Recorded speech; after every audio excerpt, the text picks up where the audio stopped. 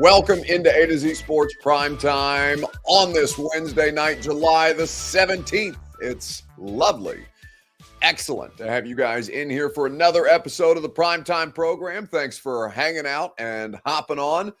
3 burning questions about the Titans defense is what I have brought to the table tonight. I'm only going to ask you for one, but we will get to 3 that I have over the course of this evening's broadcast. We'll also play a little game of who's more likely to score first in Brian Callahan's offense, Jeffrey Simmons or T'Vondre Sweat. Yes, 2 defensive linemen. Who's more likely to score first in Brian Callahan's offense? You've heard me correctly.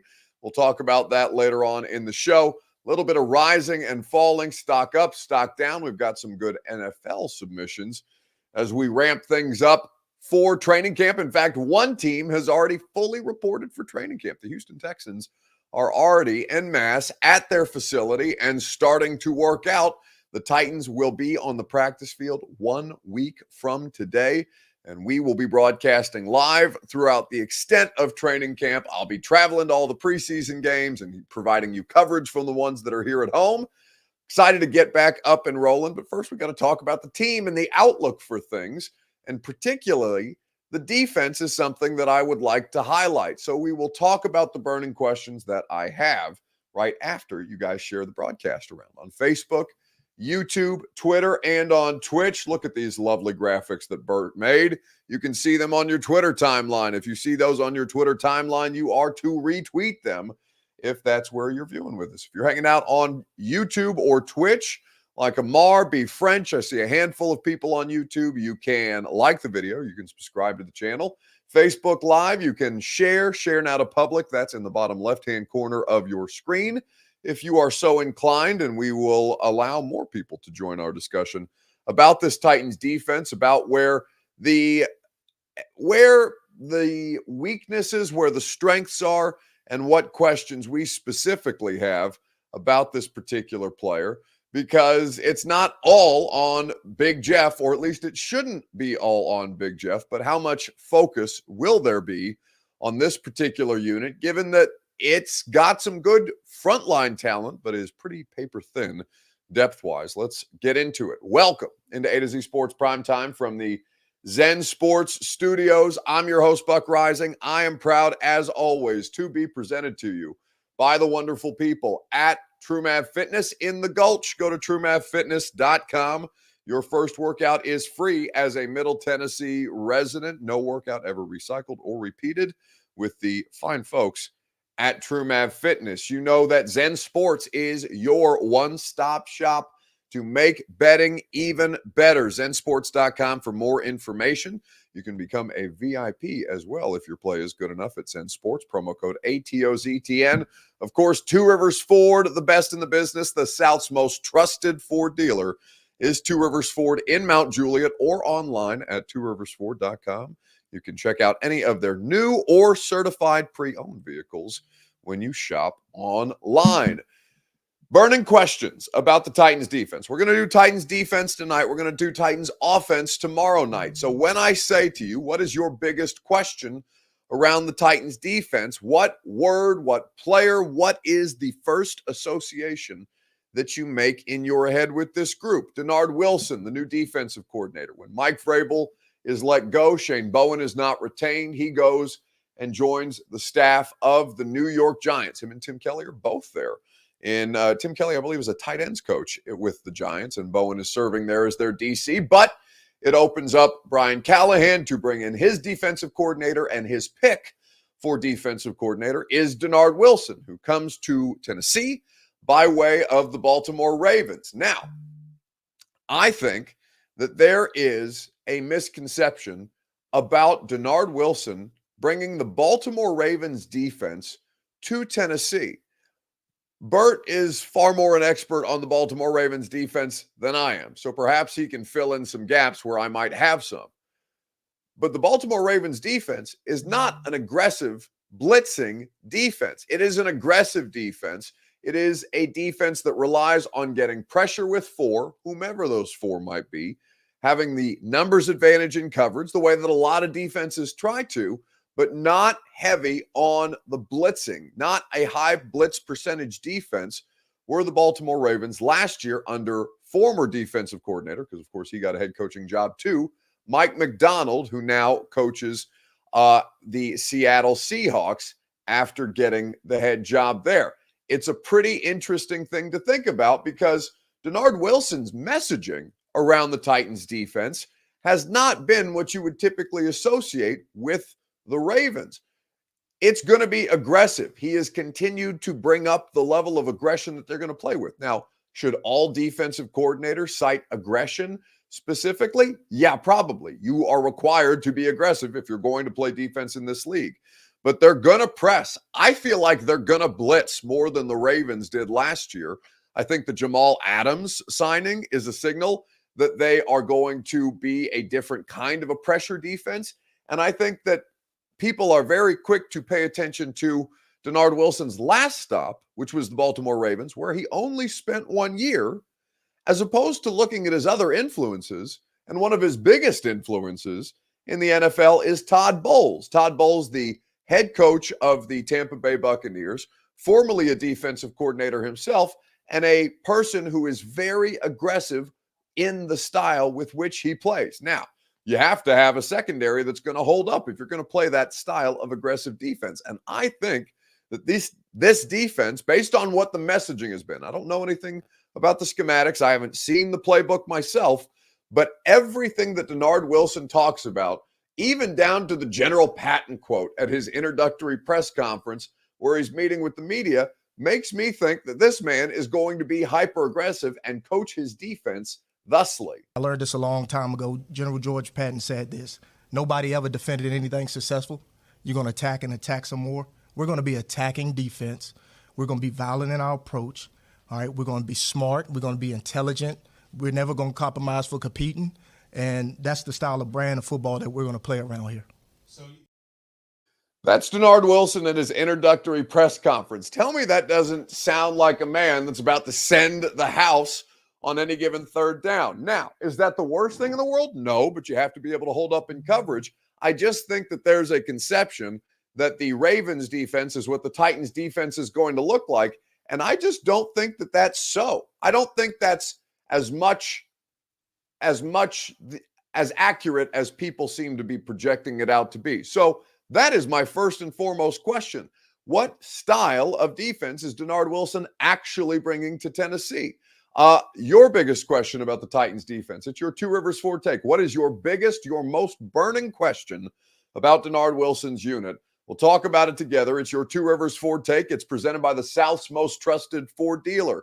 That's Two Rivers Ford. I am a Two Rivers Ford customer. I custom ordered my 2022 Ford Explorer from Two Rivers, which means that the vehicle was not yet in production. I ordered the vehicle in the color that I wanted with the customizable options that my Explorer came with. It was delivered right to my door afterwards. I never had to leave the house as a part of the car buying experience because I trusted the team at Two Rivers Ford to get me exactly what I needed for the price point that I was prepared to pay. And they sell all their new non-specialty Fords below MSRP, so you're always getting a fair price. Two Rivers Ford in Mount Juliet or online at tworiversford.com for more information. So your biggest question about the defense, what is it as we talk about this particular unit? Jun says that's easy to say, getting it done, talking about Denard Wilson. William Jones says his biggest question is the secondary. Frederick, edge rushers, still would like to get Simmons. Alex Genefelt says on Facebook Live. What I can say to the Justin Simmons pursuit is it's been kind of, I mean, his price point is not going to come down, and so they have kind of treated it that way as a result. All right, you're asking for this amount of money. We'll continue to stay in contact with you and continue to do our due diligence on any potential opportunities that might be here, but we're not going to pay you that kind of money. The Titans are not going to pay top of market in this safety environment, in this safety marketplace for Justin Simmons. Not just because they have Jamal Adams. Jamal Adams isn't a solution at safety, right? And I still expect them to bring in veteran safety help. but you don't have to pay that kind of a price point that Justin Simmons seems to clearly be looking for. There are more cost-effective options that will maybe not be as good as Justin Simmons, but the play is not so much better of Justin Simmons as to pay top of market price. And that's the logic that the organization is approaching this with right now. Now, you can agree or disagree with the way that they've chosen to do that. I personally think that if you're in an all-in type of situation, it's worth it. Are they in an all-in type of situation? They seem to be, for the most part, around Will Levis, but they have spent a considerable amount of money and done a considerable amount of deals with multiple years and guarantees into future seasons. Is it necessary to get yourself caught up in Justin Simmons, who will want a multi-year deal with substantial guaranteed money when the safety market doesn't really require that?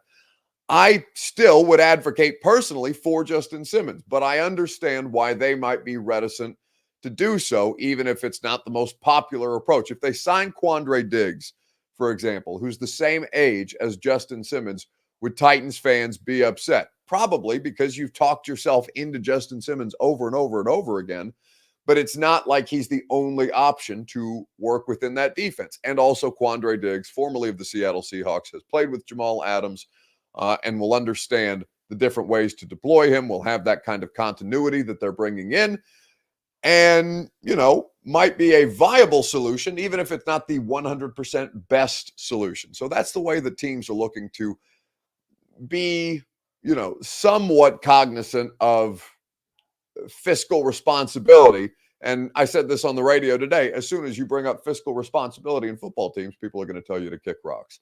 So I understand why fans feel that way. I also understand the approach of the organization. But burning questions, what are yours? Your Two Rivers Ford take.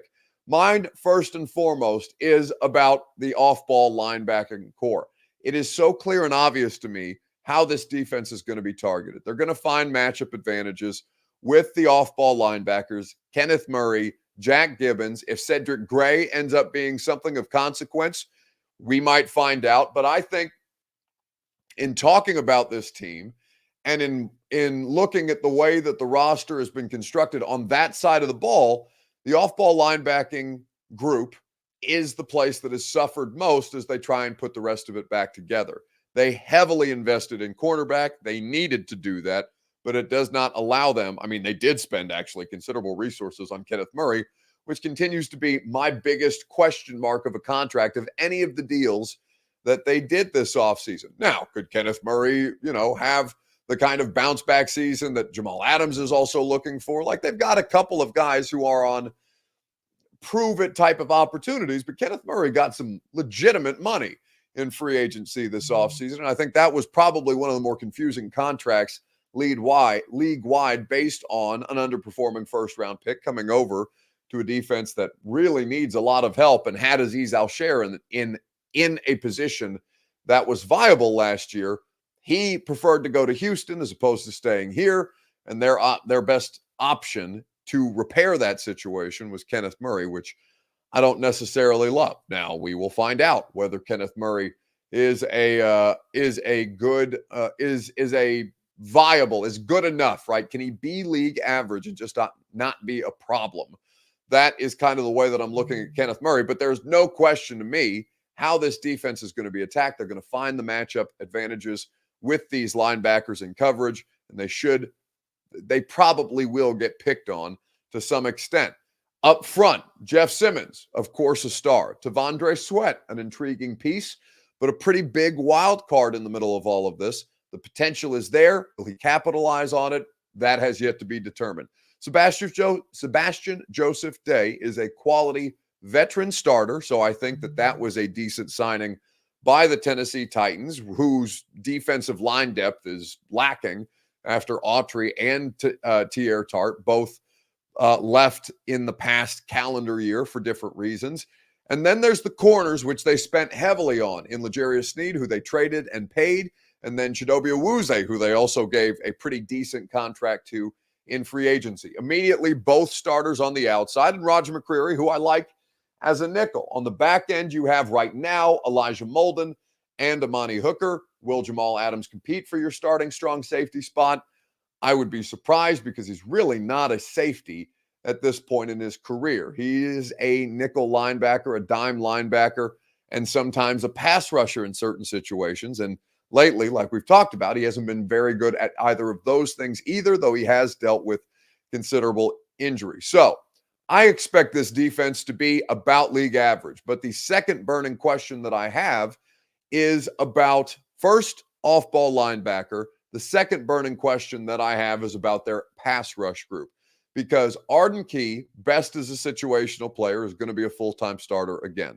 Harold Landry, I have no questions about. He's not quite a blue-chip player, but he's a quality veteran starter who played really good football down the stretch after starting a bit slower coming off the ACL repair. Rashad Weaver is best as a rotational player, though he hasn't really proven to be anything more than stopgap relief to date. He's worked on himself physically to try and maximize his abilities. We'll find out if that's successful. You have Jalen Harrell, the 7th-round pick. You have Caleb Murphy, the undrafted rookie free agent from Ferris State last year. And those players have not yet proven to be anything at the NFL level for obvious reasons. The second biggest question after the linebackers is the pass rushing group. Sweat and Simmons are, of course, included in that. The defensive line group is included in that. And I think that bleeds into this a little bit because Danico Autry played multiple positions in this defense up front and was able to bring pressures, allow them to run games and stunts and twists from multiple positions based on Danico Autry's versatility. Who is that player now for the Titans defense? Did they find a viable replacement in free agency? Can Sweat move like that? Probably not. He is a very, very athletically gifted player, and he does have, for a man that size, he does have very impressive quickness, but it's not, I don't think it can be deployed the same as the way that Danico Autry was used. So how are they going to go about this? I'm fascinated to find out. The edge rushing group is my second burning question about this particular team. And I've got some good analysis from The Athletic on that I'll let you hear in just a second, right after I also let you hear from Arden Key, who talked about defensive changes this past offseason. The intensity he got, the detail, and we don't move on until everything is fixed. And the detail he got and the swag that he got and that he come in with every day, oh man, it's going to be exciting. Did you move on before some details were fixed in the past? Hell yeah. Yes, we moved on. If we messed up, we didn't fix it. And now this year, when we mess up, we don't move on until we fix it. So yeah. Arden Key speaking on the defense last year. A to Z Sports Prime Time is made possible by the beautiful people at Zen Sports. Download the app, plug in the promo code ATOZTN, get up to $100 on your no danger first wager. Baseball currently in the All-Star break, but when it comes back, Zen Sports is your place to maximize your betting potential. Betting just got better. Promo code ATOZTN, up to $100 on your no danger first wager. Terms and conditions do apply. Must be 21 plus and in the state of Tennessee. To bet, gambling problem, call the Tennessee Red Line, 1-800-889-9789 for more information. Thirdly, on the list of three things that I have a burning question about, the talent of the defense itself. They have players, two players, who should be considered top 10 at their respective positions. Jeff Simmons is a top 10 interior defensive lineman, without question. L'Jarius Sneed, certainly the past two seasons, has been a top 10, if not better, cornerback in this league. They have those two stars. Harold Landry is you probably can name 10 different edge rushers before you get to Harold Landry on any particular list in any way that you might list them, unless you're soaked in Titans bias, and then I would still ask you to reevaluate your position. But if they have two legitimate stars and the rest of the defense is a pretty significant question mark. Roger McCreary is not quite a blue chip player. He's not quite a star player, but he's a good player, right? So I'll for the sake of the discussion, I'll factor McCreary and Hooker into that mix. But Hooker has missed some time in the last couple of seasons since signing that contract extension. He's played a lot of football for this team. We'll see how much he continues to hold up. That is not inconsequential. Jeff's availability in the last 2 seasons has also been less than ideal. He's been dealing with an ankle injury, and then last year they shut him down the stretch because there's no point in having Jeff play if he wasn't 100% when there was clearly no chance of making the postseason. Chris Frazier says that Landry would be a top 20 edge rusher. I'd agree with that assessment, but legitimate star power. So you've got 2 stars. All right, what is the rest of the defense? My third burning question about this is who's going to emerge? Because for this defense to be league average, I don't think that, I mean, they could always make me eat my words. They could prove me wrong, right? But I think it's fair to have significant questions about the defense, especially if there's any injuries, because the corner depth is good. I like the corner depth. The 4 deep at corner, where Caleb Farley, a former first-round pick, is vying for a roster spot at the end of the cornerback room, which is more about the Caleb Farley situation than it is about the cornerback depth. But you understand my point. Ironically enough, for the first time in my time covering the Titans, corner and wide receiver depth is not a concern. Those are the 2 position groups that they are probably the deepest at. Beyond that, my third biggest question is who on this Titans defense is going to emerge, because there's going to have to be at least one other special player for this defense to be league average. Again, I like Harold Landry. I like Roger McCreary. I like Amani Hooker as players. That to me is still not enough based on the amount of questions that I have. So it could be Sweat. Listen, T'Vondre Sweat could certainly tell us all to kick rocks after questioning him this offseason. If he turns out to be a viable player, a consistent 3-down player for this Titans defense, T'Vondre Sweat could be that guy. Cedric Gray, he may not start at the very start of the season. In fact, I anticipate that Jack Gibbons will be the starting inside linebacker alongside Kenneth Murray at the start. We'll see how the competition plays itself out. But can Cedric Gray break through? They need somebody to break through of consequence, or Arden Key to have the kind of year that he's really never had in his career, which is to be that kind of dominant player on the edge, to also be a legitimate 3-down player as opposed to a best served as a situational player. MB says they're not winning the Super Bowl this coming year. They can address the defense next year, which is what I'm trying to say, right? League average defense. Can somebody of this group step up? If not, is it a situation that has to continue to be rectified? Because frankly, the Titans have just drafted poorly other than Jeff Simmons in the last couple of years. And you've seen that at roster attrition. We've talked about it 10,000 times. So those are my 3 biggest questions about the Titans defense. I think all 3 of them pretty fair. Now, to a fun question.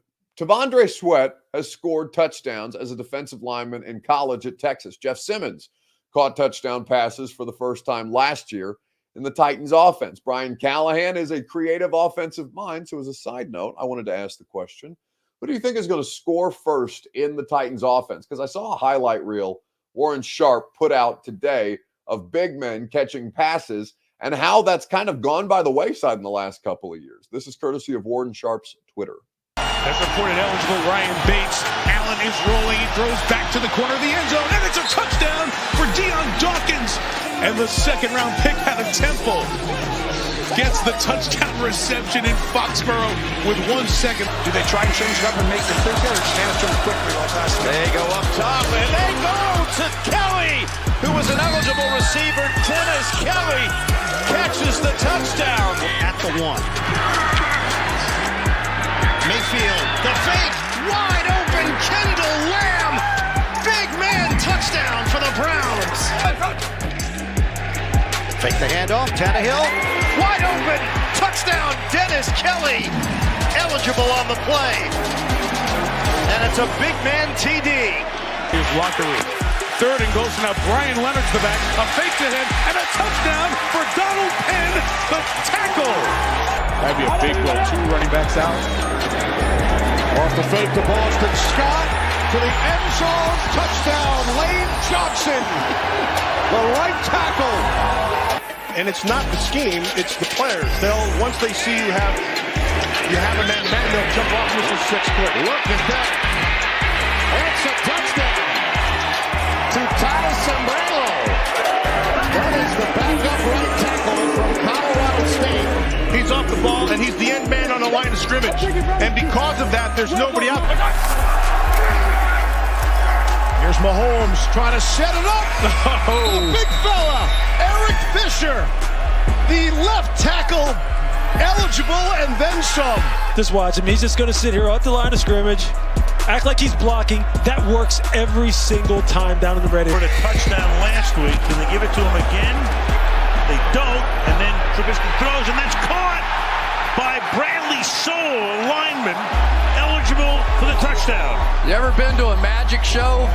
They make you look in 1,000 different places, and then the one guy you never think about, and Bradley Soul with the touchdown catch. Bring in another extra offensive lineman, and look at this. It is a touchdown to Taylor Decker, who is eligible. In D.C., third down and goal now. And Prescott wide open, no problem. Terrence Steele on the tackle, Elwich after it. First and goal, play fake, Barkley, time, and he finds Deion Dawkins, the left tackle with the touchdown. On the end of the line, he blocks, he sheds the block. I'm surprised he didn't throw his hand up and indicate to Barkley that he was wide open, but he got those big mitts ready to catch the football. So that's courtesy of Warren Sharp. Here's the tweet. Passes to offensive linemen have disappeared, he writes. 2023, only 3 targets to offensive linemen. 2022, only 3 targets to offensive linemen. But in 2021, 12 targets to offensive linemen. And from the decade from 2012 through 2021, 11 targets to offensive linemen per year. 0 touchdowns in the last 2 years. 24 touchdowns the prior decade. Feed the big man. And the Titans have some pretty athletic big men that they can get this done with. I think Jeff is probably more likely to get the opportunity to be tight end 1 a couple more times in a certain kind of offense. Now, that would be very much not the Brian Callahan offense unless they're going to split Jeff out wide as a part of the 3 wide receiver set, the 11 personnel that they like to run. But everybody's got goal line packages, right? I'm going to be curious to see how it goes. I'm going to be curious to see if they use it at all. I'll be curious to see if they even deploy them as decoys because it is effective. And Tavondre Sweat and Jeff Simmons, and I think J.C. Latham might have the ability to do so in certain situations. But half of that was Dennis Kelly highlight reels with Arthur Smith. A lot of big man touchdowns for the Titans and their offensive linemen in the last few years prior to the offensive linemen, going to hell in a handbasket. So that is the expectation. I'm looking forward to that. I think it could be potentially a lot of fun and effective for the Titans in the red zone. Let's wrap things up with a little bit of rising and falling. Whose stock rose? Whose stock fell this week in sports? You let me know in the comment section, and we'll talk about it together. Facebook, YouTube, Twitter, and on Twitch. Right after I remind you that the Primetime program is presented by the Ashton Real Estate Group of RE/MAX Advantage. GaryAshton.com. Don't sell without the intel. The official real estate agent of the Nashville Predators is the Ashton team. Make sure you get your dream address without the stress, courtesy of GaryAshton.com today. Whose stock rose? Whose stock fell? Bronny's stock falling hard, says Amar. Yeah, the Summer League has been tough.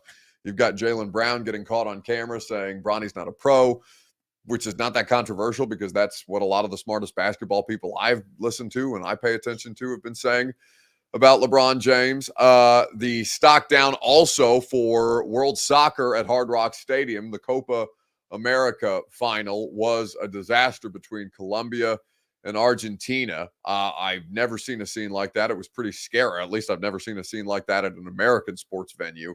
And that was a pretty scary thing, especially given that Hard Rock is supposed to host 7 World Cup matches when the United States hosts the World Cup in 2026. So they have a lot more work to do on that front. And also stock down Joe Burrow. He shaved his head. That nobody pulls that look off well. Joe Burrow is one of the swaggiest human beings in the National Football League. He's walking the Paris Fashion Week runway in backless suits and pulling it off. He's getting roasted for that too and things like that, but that's all well and good. Joe Burrow, Joe Cool, is a very, he can pull off most things, but nobody in the year of the Rona 2024 pulls off the shaved head look, you either look like some kind of, I don't know, some kind of one of these people that's walking downtown Lower Broadway waving flags with swastikas on them on a regular basis, which is kind of crazy. Or you look like male genitalia. Like you don't look good. Me personally, all of us have gone through a phase. Every dude has gone through a phase where they just don't want to deal with their hair and they shave it off, right? Somebody should stop those people and say, no, you idiot. It doesn't matter how bald or how little hair you have. The shaved head is a terrible, terrible look, especially when you got locks, when you got flow like Burrow does. I hated to see it. I'm a fan of hair. I've got, thank God, great hair. Most of my friends are going bald now that we're in our 30s. Corey Cartwright says, you should shave your head, Buck. Why the hell would I do that? I would look like a penis. Other than for your amusement. But the last time I did that was, when was the Tennessee-Indiana Gator Bowl? I want to say 2019. The 2019 Tennessee-Indiana Gator Bowl, I believe, was the last time that I did that because I made a bet stupidly with David Reed of the Midday 180 that if Indiana beat Tennessee, Reed had to shave his beard, which is a very, very Duck Dynasty, very, healthy looking beard, or I had to shave my head if Indiana lost. And Indiana lost because they couldn't cover an onside kick, and they gave up a lead to Jarrett Garantano. It was one of the more ridiculous things that I've ever seen in my life. Eric Alonso says, look like a what? I look like a penis. Anybody that shaves their head looks like male genitalia. There is no way in hell that you shave your head as a male and don't look like, the male member. That's what it is. What, are you scared of the word penis? Am I freaking you out? Have I said it too much on an internet show? Relax. You're going to be all right. Grow up. My point being is nobody looks good with the shaved head. Even Joe Burrow. It's pretty crazy to see what he's done, but, more power to him. If anybody can pull it off, it's somebody with the confidence and lack of give a bleep that Joe Burrow has. But, I can't do it. William Jones says, MJ, yeah, Michael Jordan shaving his head. It's a good look. Michael Jordan, but even like, some people do it. Like it's not a blanket statement with the shaved heads, because some people can shave their head and look like a toe, right? It's not a good look under many, many circumstances. The vast majority of the circumstances. Hang on to your hair as long as humanly possible. Even when your friends are bullying you about coming home, right? Shaving the rest of it off. Don't do it. Hang on. Fight the good fight, because you look terrible without hair. Anyway, it's going to do it for us tonight on the Primetime program. Thank you guys for hanging out. As always, thank you guys for allowing me to have a little fun with you. One more show tomorrow for Primetime. We have a radio show, of course, from 10 to 1 on 104.5 The Zone. I'm not sure specifically what we're doing tomorrow on the radio show. I should probably look that up after we wrap up Primetime. But I will tell you that we will have a lot of fun from 10 to 1 on 104.5. So make sure you hang out with us there. And I will see you tomorrow on the radio show whenever you decide to join us between those 3 hours. See y'all. Go home! Go home! Go home! You're embarrassing Nashville. Go home!